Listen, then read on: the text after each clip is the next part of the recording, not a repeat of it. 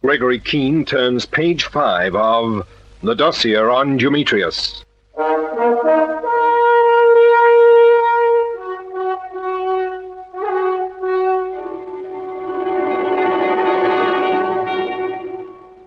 Of the 4 people who had seen the unknown man on the Berlin plane, one, the American pilot Godowsky, was dead, and we'd let his murderer escape. That was Peter Ridgway, another of the passengers on the plane. He took a 15-foot jump out of a window of Godowsky's hotel in Knightsbridge, and we lost him in a fog. But what was behind it all? Cutts and I hunted about for a while that night, and then went back to the hotel to join Inspector Frayne from Scotland Yard. Feeling darn fools for letting Ridgway get away. I shouldn't worry too much, Keene. You say the fellow was limping, and you know how he was dressed. I'll bet you an even 10 bob we pick him up within 24 hours. I hope you're right. Well, what do you make of it? Well, the question presents itself. Why should this chap Ridgway shove a knife into the American? Mm-hmm. Was it because he could have given us a description of the 5th man on the plane? That's my guess. But why do it like this? What chance had he of getting away with it? They went to the desk together, according to the hotel manager, the best of friends. Godowsky offered to share his room with Ridgway, and they were headed for Piccadilly to make a night of it. Yes, I know. Cutts and I have been over and over the same ground. And here's another thing. Suppose Godowsky was killed because it had a good look at your imposter. What's the sense of killing Godowsky unless they kill the other 2 as well? The Bergner girl and the airborne division chap Mitchell. Oh, of course, you're quite right. What have you done about them, by the way? The Birmingham police are looking Mitchell up. We've posted a man to keep an eye on Miss Bergner's flat. He's dressed up as a street cleaner. Well, what's the next move? Cutts and I need some sleep. Just on 6. I've sent a chap to wake the housemaid on this floor. The thing that really sticks in my mind, Keene, is this. This room was a mess when you came in this morning, wasn't it? Oh, good Lord, yes, frightful mess. If Ridgway and Godowsky had been fighting, why hadn't they woken anyone up? If you're trying to make me out a thundering fool, Frayne, well, you're doing a jolly good job. When Cutts and I got here, Ridgway was on the floor with a blood-stained knife in his hand. That was enough for me to go on at the time. And if Ridgway was in the clear, why did he take that header out of the window? Oh, you're the housemaid, I presume. Come in and shut the door. Dragging people out of their beds in the middle of the night. You'd have had to get up in a half an hour anyway. What's your name, miss? Dora. This is Major Keene, and my name's Frayne. I'm from Scotland Yard. You'll have heard what happened here early in the night. Like Porter told me just now over a cup of tea. Proper gruesome, I'll call it. You're permanently assigned to look after this floor, aren't you, Dora? That's me job, and I'll do it. I'm sure you do. Did you hear anything out of the ordinary around about 3 o'clock this morning? When I'm asleep, I'm asleep. Takes a good bit to wake me. You heard nothing at all? I just told you, didn't I? Do your duties include unpacking for the guests? I don't have to. Sometimes I do. Did you unpack for Lieutenant Godowsky? He asked me to. Well, look, Dora. I want you to go over all his belongings here. I want you to think as hard as you can and tell us if there's anything missing that you remember seeing when you unpacked. Take your time. We'll be back in 10 or 12 minutes. I know that I'm too keen on pouring through a dead man's belongings. Just do as we say. It's important. Very important. If there's anything missing and you can tell us, might help us to catch the man who did this. You want to help, don't you? Well, all right. But don't you think I like it? That'll be all, miss. Don't worry. I don't want no invitation to stay.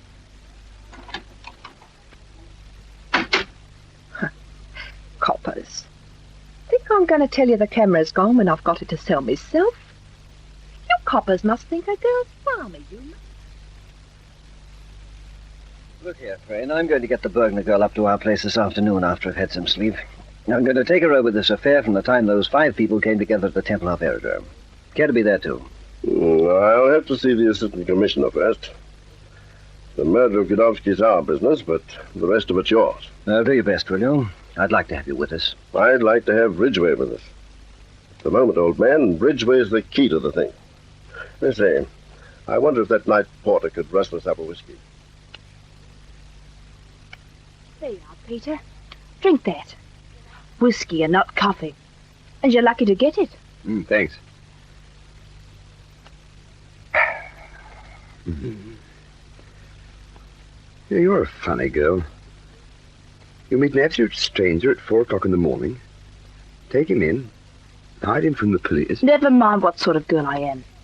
You should be worrying about how to get yourself out of this mess. Peter, from what you've told me, the man who killed your friend must have wanted something. Badly. Yes, I know.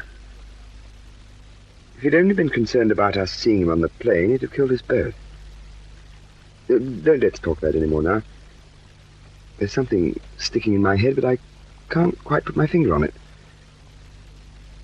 Something about the room when I was there with Cutts and Major King.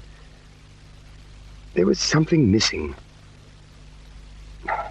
I want to forget about it for a while. Maybe it'll come back. Listen, Sally. Just suppose I was a murderer. Aren't you taking a frightful chance? No.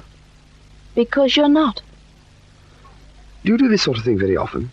I've never had a man in these 2 rooms before in my life. Who are you? And what are you, Sally? Just a girl. Where do you work? I'm a cigarette girl at the Red Feathers Club in Wardour Street. I get £3 a week and tips, and I've been on my own since I was 10. No people of your own? Not a soul. I've been kicked around. You get kicked around when you're on your own.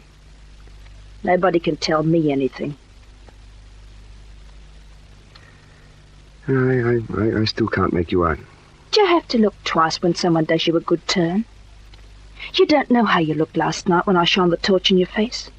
You're going to say I'm silly. But something happened, honest, Peter. I've been in trouble, and I've been hungry, and I've been cold. And I've said to myself, if you ever see anyone like you, Sally, anywhere, anytime, no matter what they are or what they do, you do something to help if you can. If I'd been told anything like this could happen, I wouldn't have believed it. But Sally, you must let me give you some money. If you ever talk about paying me again, you can get out. I'm sorry, I'm out of my depth. I won't mention it again. Oh, this is a good snap of you. Was it taken long ago? About a year. It's at Regent's Park Zoo. An American took it. Jolly good. Must have been a good camera. It was one of those German ones with knobs and little bits all over it. He used to say it was liberated. Just a minute. What did you say? The camera. He used to say it was liberated. That's it. Yes. That's what they were after. That's what was missing. Godowski's camera. Now I remember. At Tempelhof, he snapped Hetty Bergner and Scammell was in the background. The man who wasn't Scammell. What are you talking about? Now we're getting somewhere. Sally, where can I sleep? You can take my room. I'll make myself comfy on the sofa. No. The sofa's for me. You've done enough. I'd like to kiss you. No, thanks. I wasn't offering you that kind of kiss. All I've ever had with that kind. Come on, get some sleep. Yes, miss. And when I'm back on my toes, I'm going to do some hunting on my own account. I'm going after a certain Miss Hetty Bergner, who so badly wanted Godowski's address. Sally, I'm beginning to see the light. Well, you ought to. The sun's coming up. Let's get some blankets out of my room.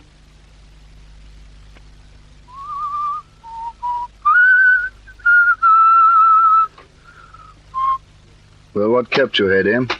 We've been waiting half an hour. You should have a more accessible hideout.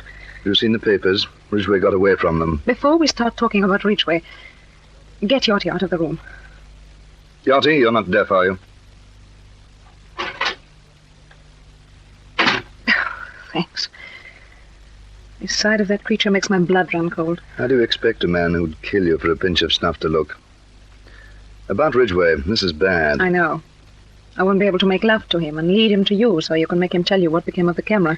Until the police get him, or by some extraordinary fluke one of Yachty's poles find him, we're tied hand and foot.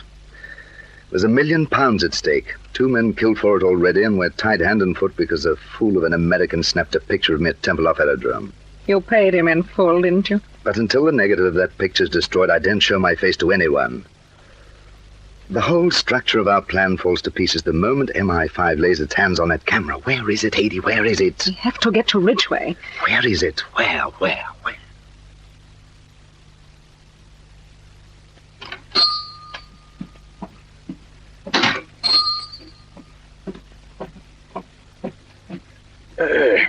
Good morning, miss.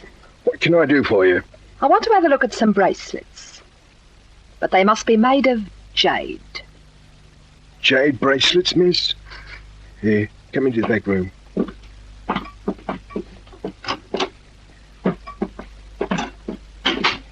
Hey, well, what you got this time, Dora? It's a Jerry camera, Quinn, and I want 120 quid for it. Ah, another American guest at Bailey's, Never eh? you mind. 120 I want, not a penny less. Mm-hmm. Like a film 3 parts exposed. You know, as you get older, Dora, and get a bit wiser, you'll have film in stolen cameras developed. Give you 100. Well, all right, give me the money. Hey, wait a minute.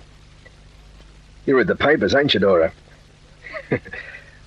Wasn't yours to have that American, was it? Wonder if I ought to offer you only 50.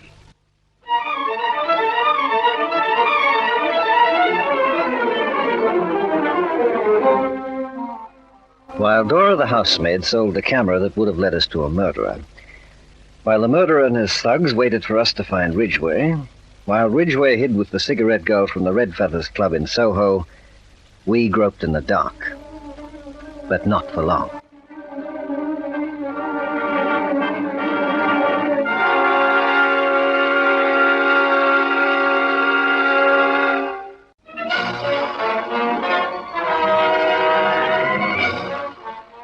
A lucky break gives Major Keen a much-needed clue. And the next chapter of suspense in Dossier on Dumetrius.